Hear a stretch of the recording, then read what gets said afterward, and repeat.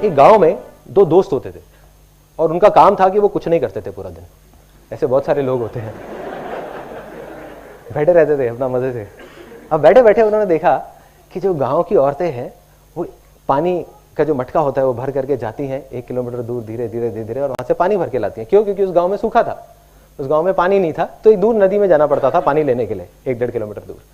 तो वो जाती हैं, पानी लेकर के आती है, दिन के 2 चक्कर लगाती है, फिर भी शाम तक आवाज आती है, अरे पानी खत्म हो गया, पानी खत्म हो गया, पानी खत्म हो गया। मतलब पानी जितना भी ले हो कम पड़ जाता है। तो उन्होंने आइडिया लगाया, उन्होंने कहा यार एक काम करते हैं, इनके ब्याह पर हम जाएंगे मटका लेकर के और 25-25 पैसे लेंगे गांव वालों से। हम कहेंगे ठीक है हम गांव जाएंगे और लेके आएंगे मटका। कहते बढ़िया यार चल करते हैं, खाली बैठे हैं, इससे अच्छा कुछ तो कर लेते हैं। अब वो करना शुरू कर देते हैं, काम चल पड़ता है क्योंकि लोगों की जरूरत थी। लोगों ने उनको 25-25 पैसे देना शुरू किया और उन्होंने मटके लाने शुरू करे। शुरू में 5 मटके लाए, फिर 10 लाए, फिर 20 लाए, दिन में 40-40 मटके लाने लग गए। ऐसे ही करते करते करते करते मटके लाते लाते 10 साल निकल गए। 10 साल बाद उनका जो एक दोस्त था जिसने बोला था कि यार कुछ करते हैं, उसने कहा कि भाई ऐसे कब तक चलेगा, मैं रोज सुबह जाता हूं और रात तक हम मटके ढोते रहते हैं। आज तो हमारे पैरों में दम है, घुटनों में दम है, आज हम कर पा रहे हैं, कल को मैं बीमार पड़ गया, कुछ हो गया तो मेरे घर का चूल्हा कहां से जलेगा। दूसरे दोस्त ने कहा अरे शांति से बैठना यार, मजे तो आ रहे हैं, क्या जरूरत है तेरे को पंगे लेने की। जैसे आप लोगों के साथ भी बहुत बार हुआ होगा, आपने कहा होगा कुछ करते हैं यार, अपने किसी दोस्त को जाकर चल हट।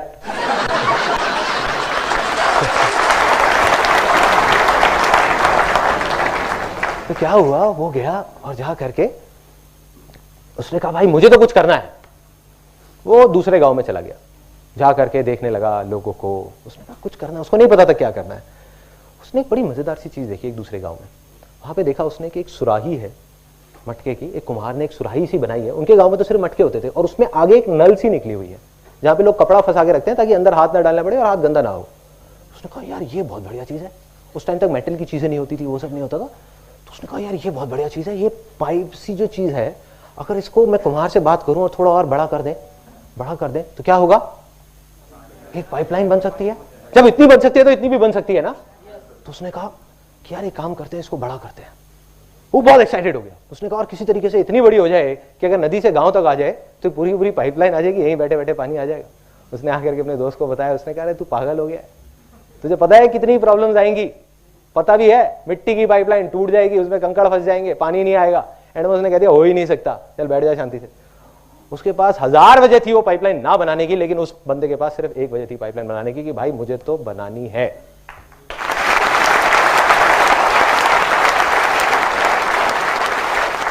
उसने पाइपलाइन पे काम शुरू कर दिया। प्रॉब्लम्स आई, ऐसा नहीं है कि प्रॉब्लम्स नहीं आई, सबको आती है। प्रॉब्लम्स आई लेकिन पाइपलाइन बनके तैयार हो गई 3 महीने बाद। और जब पाइपलाइन तैयार हुई तो क्या हुआ, पानी आने लग गया वहां से। ये साइंटिफिक बात किसने बताई? Excellent, technical. आई श्योर आपने इंजीनियरिंग या कुछ कर रखा होगा। तो वहां से पानी आने लगा, पानी आया उस पाइपलाइन से। और जैसे ही पानी आया, उसका जो दूसरा दोस्त था वो अगले ही दिन, 10 दिन नहीं लगे, उसके अगले ही दिन अनएम्प्लॉयड हो गया। क्यों? क्योंकि वो 25 पैसे का मटका अब उसने 10 पैसे का देना शुरू कर दिया। क्योंकि अब तो पाइपलाइन लग गई, दिन के 100 मटके भी दे सकते हैं, 1000 भी दे सकते हैं, 10,000 भी दे सकते हैं। और जैसे ही ये पाइपलाइन लगी और गांव के लोग भी आने लग गए उसके पास, कहते यार हमारे भी गांव में एक पाइपलाइन लगा दो, हमारे भी गांव में पाइपलाइन लगा दो, हमारे भी गांव में पाइपलाइन लगा दो।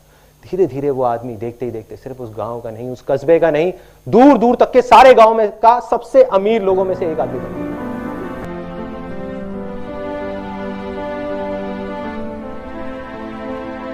पिछले महीने मेरे को जवाब मिल गया, सब कुछ समझ आ गया कि क्या फर्क है।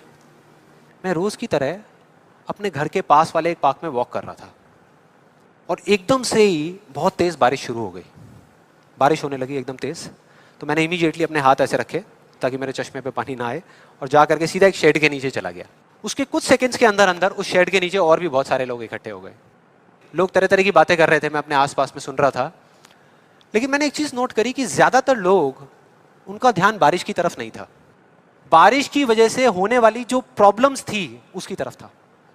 जैसे मेरे यहाँ पे थोड़ा सा आगे जाकर के 2 लड़के खड़े हुए थे, वो आपस में बात कर रहे थे कि भाई आज ट्रैफिक का बड़ा बुरा हाल होने वाला है, बारिश इतनी तेज हो रही है। तो वो इस तरीके की बातें कर रहे। एक वहाँ पे अंकल जी थे पीछे, वाइफ को बोल रहे थे कि भाई मैंने तेरे को पहले ही कहा था कि छाता रख ले, छाता रख ले, अब देख मैं ऑफिस के लिए लेट हो जाऊंगा। तो इस तरह की बातें हो रही थी, तरह तरह की। तभी मैंने एकदम से देखा कि सामने से, मतलब मैं यहाँ खड़ा हुआ था, मेरे यहाँ पे एक लड़का खड़ा हुआ था, मुझे अभी भी एग्जैक्ट याद है। वो लड़का इनफैक्ट वो काफ़ी बड़ा कैरेक्टर था, बहुत सीरियस, मतलब बहुत टेंशन में था वो। हुआ क्या था, उसकी जेब में एक नोट पड़ा हुआ था जो गीला हो गया था, 20 रुपए का। तो उसको हिला हिला करके सुखाई जा रहा, उसको फूंक मार रहा और ये सब चीज़ें। तो मैं पहले, मेरा ध्यान उसकी तरफ था, फिर मैंने जैसे ही उधर देखा तो उधर से एक आदमी आ रहा था शेड की तरफ। उसका भी एक हाथ ऐसे था, लेकिन दूसरे हाथ से उसने अपनी बच्ची का हाथ पकड़ा हुआ था, छोटी सी बच्ची, 4-5 साल की, बड़ी प्यारी बच्ची। फर्क ये था कि उस बच्ची का हाथ ऐसे नहीं था, उसका हाथ ऐसे था, ऐसे था। और वो बच्ची बड़ी प्यारी प्यारी हरकतें कर रही थी। मैंने देखा वहां से, ऐसे उसका हाथ था, बार बार उस पर पानी की बूंदें गिर रही, वो इकट्ठा कर रही और पी रही, इकट्ठा कर रही और पी रही, इकट्ठा कर रही और पी रही। तो जैसे ही वो शेड के पास आए, मैं थोड़ा सा साइड हो गया। तो इधर वो मेरे नोट सुखाने की मशीन थी, इधर मैं सोच रहा था अपने भी नोट निकाल के दे दो भाई, ये भी सुखा दे।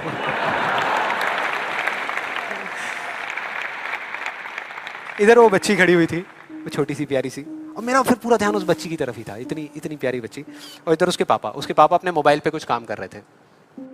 वो बच्ची को अभी भी चैन नहीं आया, शेड के नीचे आ गई, लेकिन अभी भी बार बार अपना हाथ बाहर निकाल के, एक हाथ से पापा को पकड़ा हुआ डर रही, दूसरे हाथ से ऐसे बाहर निकाल के बार बार पानी भर रही और पी रही। कभी पानी भर रही, अपने मुंह पे फेंक रही। फिर थोड़ी देर बाद पता नहीं उसके मन में क्या आया, उसने अपने पापा से पूछा कि पापा, ये बारिश रोज क्यों नहीं होती? बड़ा अजीब सा क्वेश्चन था। उसके पापा ने कहा, वो अपने मोबाइल पे लगे हुए थे, हाँ बेटा होगी होगी, रोज होगी, रोज होगी, रोज होगी। वो बच्ची फिर अपने खेल में लग गई। फिर थोड़ी देर बाद पता नहीं क्यों उसने दोबारा से पूछा अपने पापा से, बताओ ना पापा, रोज क्यों नहीं होती? इस बार उसको कोई जवाब नहीं मिला, लेकिन मुझे मिल गया। मुझे सब कुछ समझ आ गया कि क्या वो वजह है, क्या फर्क होता है उन लोगों में जो खुद के सबसे अच्छे दोस्त होते हैं और खुद के सबसे अच्छे दुश्मन होते हैं। क्या फर्क है उन दोनों लोगों में? देखो बहुत सिंपल है। जब बारिश होती है आसमान से, हम सबके ऊपर होती है, क्या एक जैसे होती है या अलग अलग तरीके से होती है? एक जैसे होती है, कोई पार्शियलिटी नहीं करती।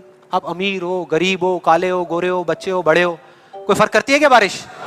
नहीं करती, सब पे एक जैसी होती है। बिल्कुल उसी तरह से वो शक्ति, वो एनर्जी जिससे पूरी दुनिया चल रही है, जिससे अभी, अगर आप अभी फील करने की कोशिश करो, आपकी सांसें चल रही है, मेरी सांसें चल रही है। जिस शक्ति में इतनी ताकत है कि अगर वो चाहे तो एक सेकंड में, एक सेकंड भी नहीं लगेगा, इस पूरी दुनिया को खत्म कर सकती है, और एक सेकंड के 1 करोड़वें हिस्से में इस दुनिया को दोबारा से बना भी सकती है। उसको आप साइंटिफिकली चाहे एनर्जी का नाम दे दो, चाहे स्पिरिचुअली भगवान कहो, आत्मा कहो, परमात्मा कहो, कुछ भी कहते रहो, उससे कोई फर्क नहीं पड़ता। और बिल्कुल उस बारिश की तरह, उस शक्ति की भी बारिश हम सब पर होती रहती है, उस एनर्जी की भी बारिश होती रहती है, और सब पर एक जैसे होती है। फिर चाहे आप अमिताभ बच्चन हो, बिल गेट्स हो, कोई भी हो, कोई फर्क नहीं पड़ता। आप इस स्टेज पे खड़े हो या वहां बैठे हो, कोई फर्क नहीं पड़ता। तो फर्क क्या है? देखो बहुत सिंपल है, वही फर्क जो उस बारिश में था, जो मैंने नोट किया, उस बच्ची के बीच में और औरों के बीच में। कुछ लोगों का हाथ ऐसे होता है और कुछ का ऐसे होता है, यही फर्क।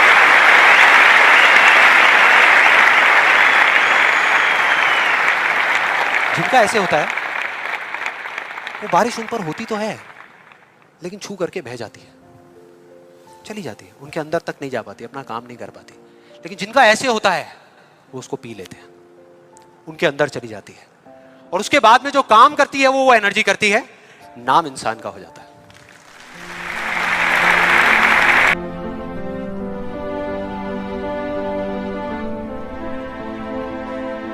ये कहानी है 2 बच्चों की जो एक गांव में रहते थे। उनमें से एक 6 साल का था और एक 10 साल का। दोनों बहुत अच्छे दोस्त थे, बिल्कुल शोले के जय और वीरू जैसे। दोनों हमेशा साथ साथ रहते, साथ साथ खेलते, साथ साथ खाते पीते, साथ साथ नहाते धोते, नहीं धोते नहीं, ये थोड़ा ज्यादा हो गया।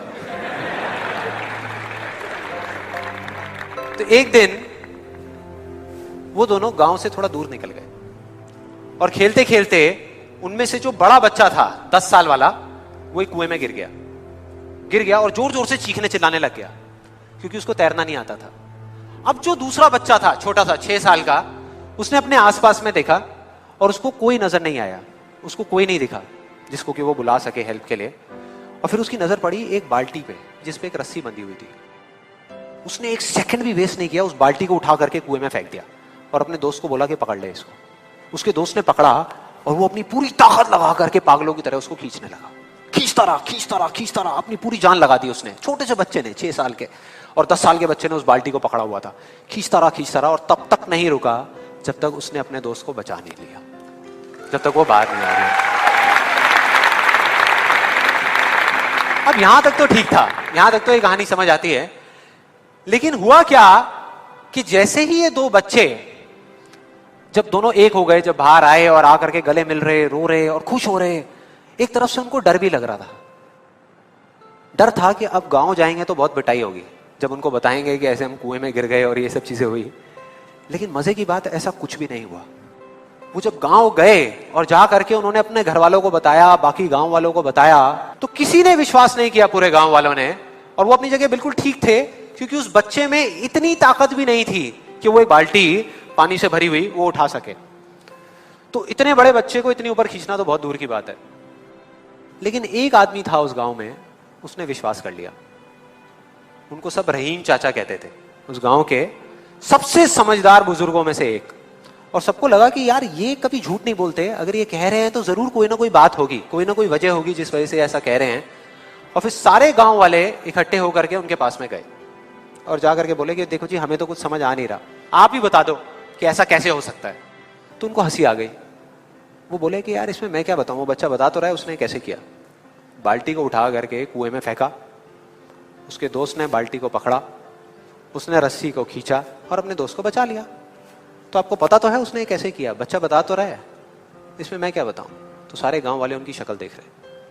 फिर कुछ देर बाद वो बोले कि सवाल ये नहीं है कि वो छोटा सा बच्चा ये कैसे कर पाया, सवाल ये है कि वो ये क्यों कर पाया, कि उसके अंदर इतनी ताकत कहां से आई है। और बोले इसका सिर्फ एक जवाब है, सिर्फ एक, कि जिस वक्त उस बच्चे ने ये किया, उस टाइम पे उस जगह पर दूर दूर तक कोई नहीं था उस बच्चे को ये बताने वाला कि तू ये नहीं कर सकता।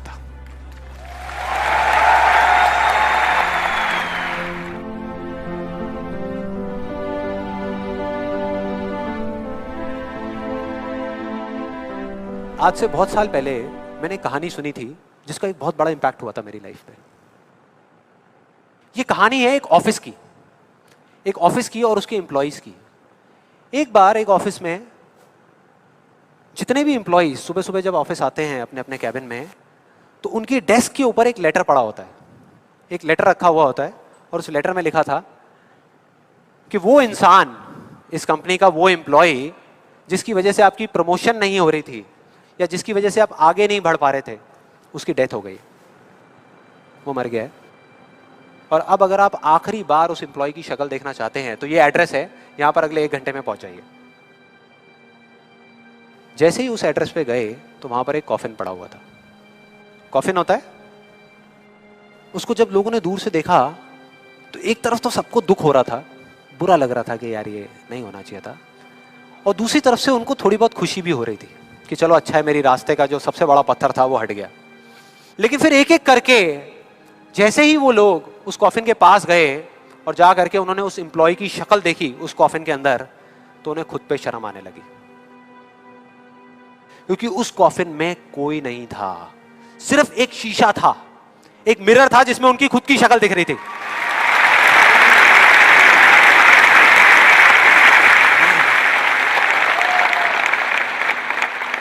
हम सब भी तो यही करते हैं अपनी लाइफ में कि सारा ब्लेम उठा करके किसी सिचुएशन पे डाल दिया, किसी और इंसान पे डाल दिया, सब जगह डाल दिया सिवाय एक इंसान के, खुद पे।